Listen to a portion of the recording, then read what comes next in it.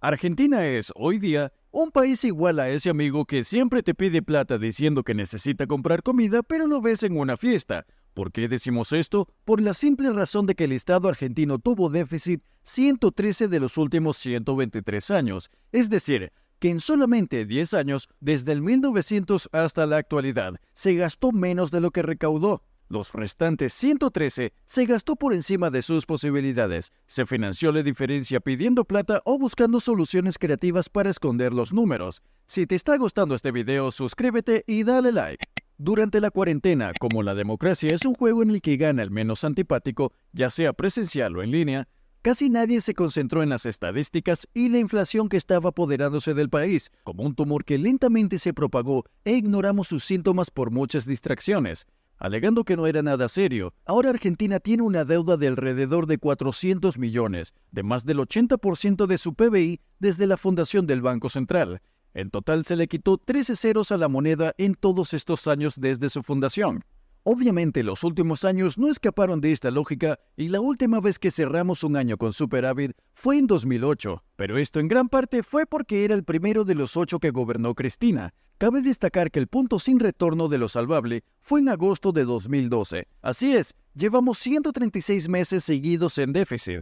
En esta lista de gobierno sería casi todo el segundo de Cristina, todo el de Macri y todo el de Alberto, toda una apoplejía memorable. Aunque durante todos estos mandatos presidenciales fue como remar en dulce de leche, hoy por fin parece haber llegado a iluminarse el foquito de la conciencia, ya que se realizó cierto consenso sobre que el Estado no puede ser como el amigo fiestero. Como suele suceder en estos asuntos, el consenso generalmente se logra cuando ya todo parece una causa perdida y casi no queda margen suficiente para esquivar la bala. Argentina está atravesando, como lo describían los coloquiales, por una pelea entre tíos y primos para quedarse con los terrenos de la abuela. Como han mencionado muchos medios de comunicación y expertos en la materia, el drama en Argentina que busca crear los políticos no es tanto por los 10 billones de pesos de base monetaria y la emisión producto del déficit, sino más bien por los 29 millones de pesos en pasivos renumerados del Banco Central que pagan un interés de 2,5 billones de pesos por cada mes. Esto es para pagar los plazos fijos. Digamos que, por ejemplo, para evitar que la gente desarme sus plazos fijos y los precios se remonten hasta el infinito, el Estado argentino está obligado a pagar 2,5 billones de pesos por mes. Esto es el equivalente a un cuarto de la base monetaria actual. Esta reconocida terapia de choque de Milei, como la denominan los otros países, parece tener un impacto significativo en el Estado. La inflación se acelera esencialmente por la corrección del atraso de precios relativos de la economía, el tipo de cambio oficial, las tarifas de servicios públicos que pagan los hogares como electricidad, gas, agua, la medicina prepaga, los combustibles y las telecomunicaciones, explicó en una entrevista a la BBC Mundo el economista Santiago Manoukian, de la consultora Ecolatina y uno de los profesionales que ha seguido de cerca los movimientos del presidente de Argentina. ¿Por qué se llegó a esta situación? Los 136 meses fueron acumulando tanta basura que al momento de limpiarlo se hizo imposible siquiera ver la punta del monte chatarra, seguidos de un déficit que nadie quiso corregir. Esto no solo es un video para presentar las quejas y la mala situación actual del país, para eso habríamos elegido otro título. Se inició este contenido de esta forma para informar la situación a todos los que ignoren el país de la carne y desconozcan qué tan grande es la deuda. De esta forma se puede sentir aún más jugosa la victoria ponderada al alcanzar el logro que es conseguir un superávit del primer mes de gestión tras estos 136 con resultados cada vez más negativos, pero al mismo tiempo sin perder de vista que lo logrado es muy similar a haber recuperado la movilidad del dedo. En un pie que quedó totalmente paralizado, queda mucho esfuerzo y mucho dolor por delante, y nadie garantiza su éxito. Algunos dirán que puede volver a quedar paralizado, pero lo último que se debe perder es la esperanza. Habiendo dicho esto, el cuadro que nos desvela con estos datos es mucho más impresionante del esperado. Hay una gran comparación entre los ingresos y los egresos de 2024 y 2023. Lo importante que se debe sustraer de dichos datos es el caso en enero de este año. El resultado primario fiscal fue súper en 2 millones de pesos, mientras que el resultado financiero también fue en positivo en 500 millones de pesos.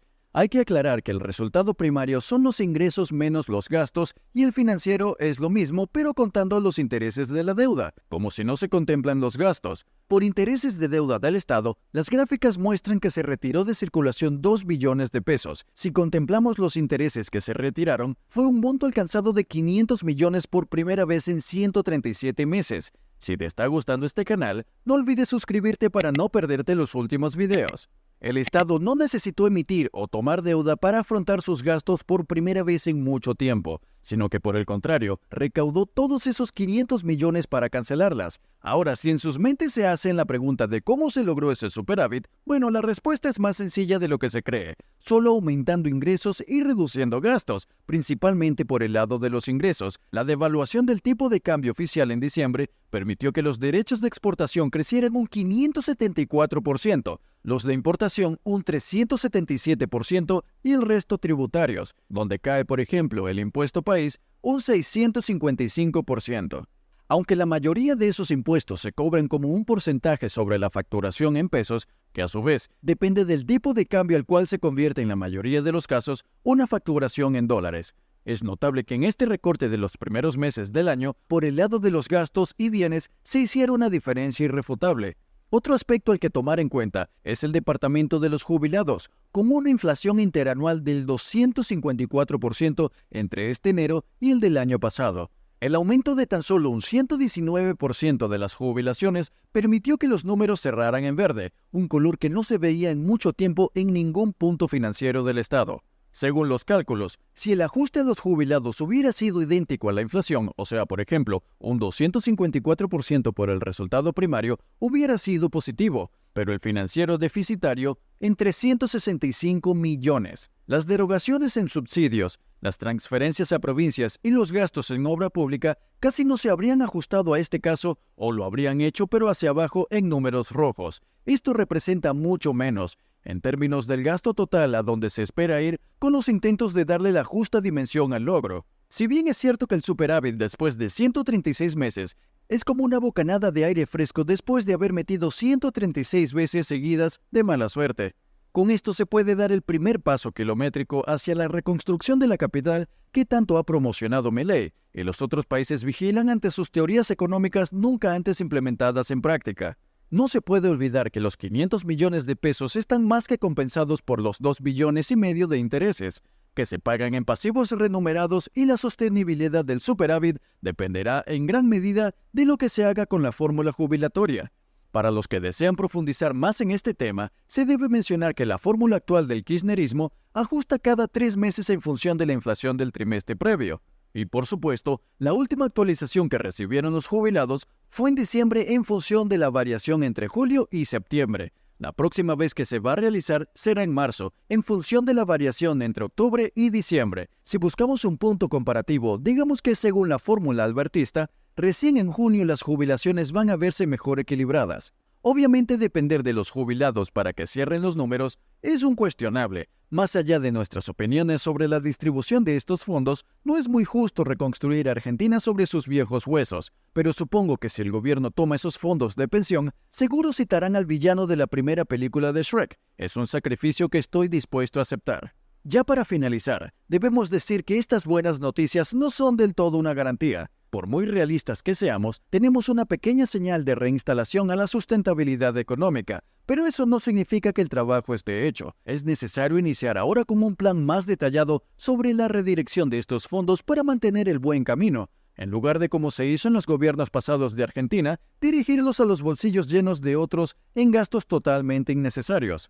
Milei ha decidido en reiteradas ocasiones en distribuir las ganancias en los trabajadores del país, igual a como realizó un ajuste salarial en diciembre. La inflación en Argentina se ubicó en 25.5% ese mes y en 20.6% en enero, para un 254% de inflación interanual, una cifra baja pero mejorable. Y se espera que tras las negociaciones realizadas en el Congreso, logre aumentarse el salario mínimo un 30% en total, entre febrero y marzo, en medio de una inflación de más de 250% anual.